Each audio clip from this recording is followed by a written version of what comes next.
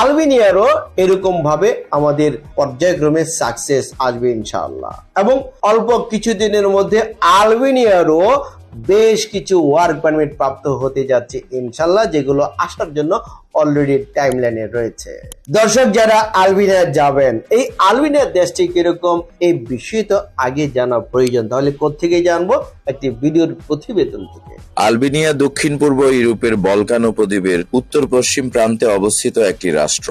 দেশটি পশ্চিম দিক থেকে আদ্রিয়াটিক সাগর এবং দক্ষিণ পশ্চিমে আয়োনীয় সাগর দ্বারা পরিবেষ্টিত।